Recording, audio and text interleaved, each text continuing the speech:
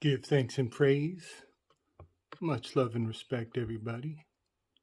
Welcome back to the Slick Dissident Shared Learning Experience. I have a wonderful announcement to make. I have identified this numerical monster, this beastly number of Revelations 13. And it's good news. It's great news. It's glorious news. And it's a really exciting experience to share with others. And I'm going to stick to the facts, stick to the numbers, but I am going to put my own spin on it. And, we're going to put the Slick Dissident trademark stamp seal on an idea here. So a lot of this will be review for anybody who's looked into the 666 and the 216 code. But I'm gonna put something new on it. So the number I discovered is called Belphegor, B.elphegor, and this is an amazing term. This is an amazing concept. This is a magical beast, a captured concept that has been named and implemented by magi of the past. So, Belphegor is a numerical phenomenon that is deeply encoded in the 6x6x6 code, which multiplies out to spell T-A-X, 216. And if anybody's seen my previous videos, you will also know that the 63rd triangular number, which you'll see, this is very correspondent, heavily correspondent. These two formulas are completely separate functionally, but they are very correspondent, obviously. Anybody with fundamental pattern recognition will see what I'm saying. 6 cubed, a cubalistic perspective gives you the 216, which is the alphanumeric encode for TAX, tax day, which we pay as we enter the sign of the bull. It is at the gates. We are crossing this point, 415, on the Analima.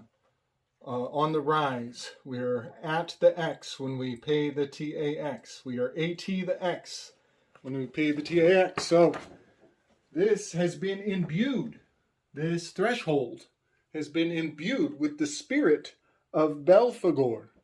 And he is considered very powerful in some people's personal pantheon. I'm not going to get into who... and I'm not going to point any fingers. I'm not going to attempt to incriminate or judge anybody else's religious expressions. But I will say it seems quite nefarious to impose these numerical codes onto the unwitting masses, especially considering that those unwitting masses, a vast majority of them, consider this code to be evil, the 666. A lot of folks will go back to Nero, which is actually very important. They are correct. Nero burning Rome for 7 days is also very significant to all of this, but I don't want to get too far off of that. So the 63rd triangular number equaling 2016, and also the fact that we have F and an L for Florida. Florida being a tax haven where Donald Trump came from in 2016. He's got tax problems. I don't want to go through the whole line of reasoning from my previous videos, but and also we have the NEWS, the news of the Benjamin Franklin Magical Square, which includes the same figures. 216, it's a 16 squared. So very interesting that all of these corresponding mathematical codes are the backdrop of the information that people believe in. They are channeling admiration. They are channeling belief into this system. And I'm not going to get into is math evil? Is English evil? Is it all a trap? The answer is yes. It's all potential. It has infinite potential, and those potentials include evil and good. But I do believe that this is a pretty gnarly trap. If a person stares at the abyss for too long, the abyss will stare back at you. I think they are talking about Revelations 13 and the task of humanity to figure out, Belphegor out, the number of the beast. So I'm going to include a few show notes, quite a few, maybe more than usual.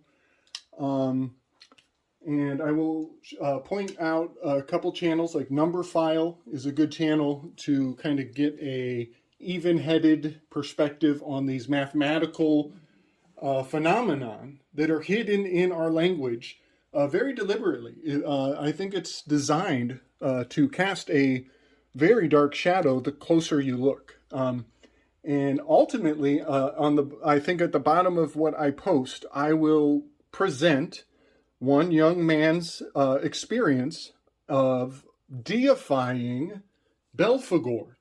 Apparently, it has a placement on the Sephiroth. Apparently, it is one of the shells of the Kilipoth, or whatever they call it. And this is a great example of how it's not just the Hebrews or the Jews or the Israelites or the Catholics. It's also Muslims, Israeli folks, Turkish Sabbateans. All these fools are worshiping numbers behind the scenes in the private. They're doing the math in their head. They're communicating in the open, but the math is in the private. That's Ma'at. She's in the underworld. There is a undercurrent of communication in everything we do. A back channel, a back door. So many things. You could even think of this as having a bit of a sodomite spin to it. So I'm going to give a name to the figure who I have been seeing hiding in the shape of the United States map. I think we could call this guy, this very odd Sphinx-shaped character, I think we could call this the bull figure. I think we could name this character Belphegor, and we could make a pretty well-informed presumption that this is the bull figure. This is Belphegor. I've mapped out tax-exempt states where the 666 is an exemption. And this one's Alaska. And my map is it's not a perfect map. It's hand-drawn. It's not perfect. But you can see a very interesting angle that is highlighted with tax-exempt states. These are the top 7 states that do not pay state tax. And I just find it quite interesting that they all have this angle that matches the wing structure of the Belphegor, passing through over the Georgia Guidestones, right here, passing over the Georgia Guidestones, going right down into Florida, which is a 6 and a 3. 63rd triangular number, 36th triangular number, 666, all hailing down to here where Mr. DJT is alleged to live. So we're going to name this the bull figure, and I think this might be the creature comforts that we are paying for when we pay the 666,216 of tax. And I want to maybe point a couple more real quick things out. So just to expand my zodiac I'm going to bring this other graphic forward, but I want to talk about this region, this whole arc of this territory very quickly in the context of its zodiacal significance.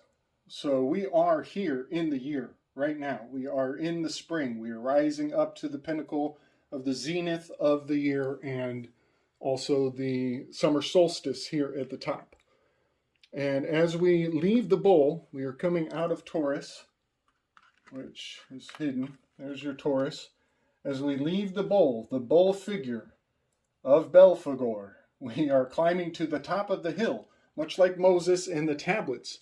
This the sign of Aries is very similar to two tablets that Moses would be carrying to the top, where there are two stone pillars that would make up the Gemini symbol.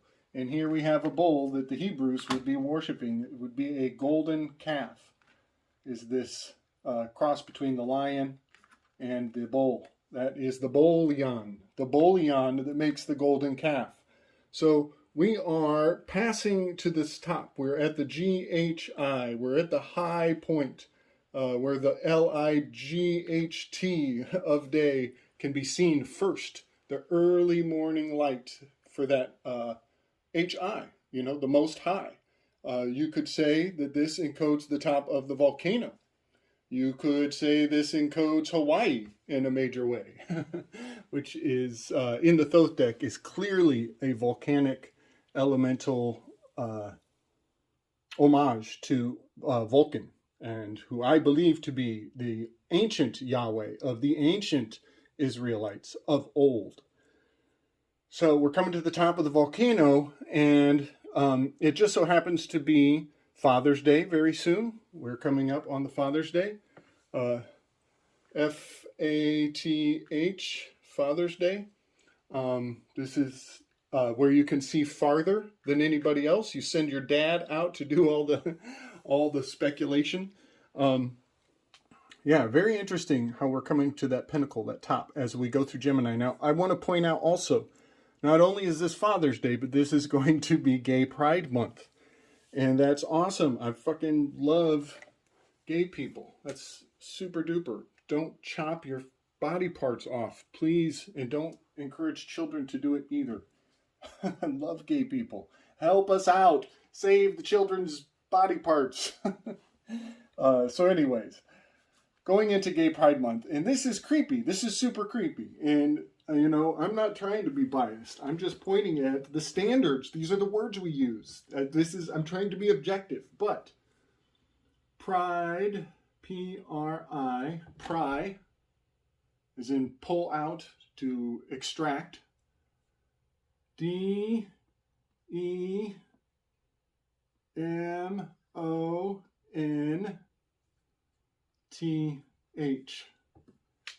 Pry, demon.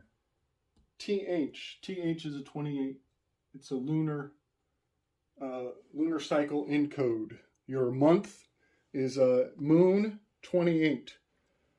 So putting pride in front of the word month creates a demon that is pried out of the moon of your ass cheeks.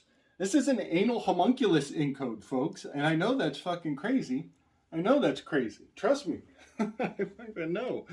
But what I'm getting at is that as we enter Pride Month, and the entire Pride community, all those rainbows, are utterly on fire about AIDS from the past couple decades. 2 decades of AIDS raging through the gay pride community as they set California on fire and shit in the streets like a bunch of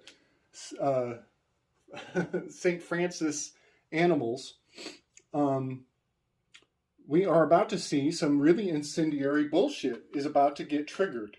We are about to get considerably triggered on Pride Month and Father's Day. There is a spell, a grand concoction has been put into motion because they have now given us, as you all know, the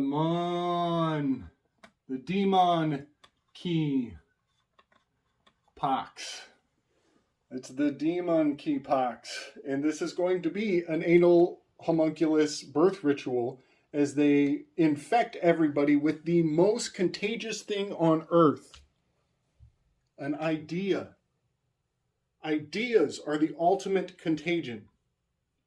So I want to also talk about the word, this P.O.X, P.O.X.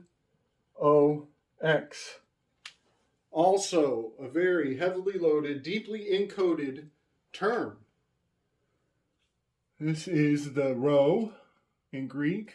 P is the rho, which means to struggle. O.X is a castrated animal. This is the struggle of the castrated animal. This is the struggle of the chattel. It also will give you not only the rho of the ox,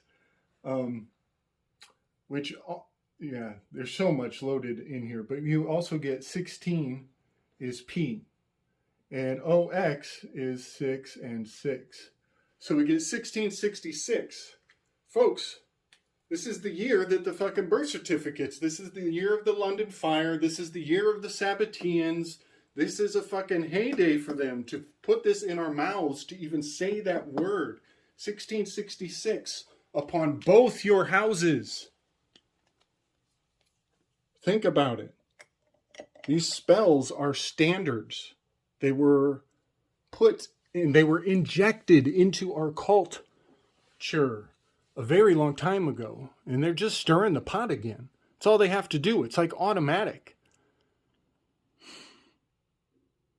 Much love, everybody. I want to keep this positive, but I also want to identify what I'm seeing. I want to call out the truth of the ingredients here for what they are, for their value. I want to name this beast. So, Belphegor will be a ongoing theme as I identify the the 666 monster everywhere I see it, because it's they are harvesting people's subconscious fear as prescribed by the program written before of the Bible, of the Cube, that book, the K-O-O-B of the good B-O-O. Oops, B-O-O-K. All right, I think I'm done with this. It's been a long rant, but I just wanted to really harp on this Cubalistic Sabbatean holiday, 1666, of a pox on both your families, and the anal homunculus ritual, which is absolutely positively in play. Folks, the people at the tippy top have been there this long. Think of how far back it has to go for these words, for the Hellfire Club and the Benjamin Franklin Magical Square to still be in play. It goes so far back. It's wild. Beyond imagining. All right, ranted too much already. Much love and respect, everybody. Happy pry yourself out of the chair and go hug your father month. Much love and respect, y'all.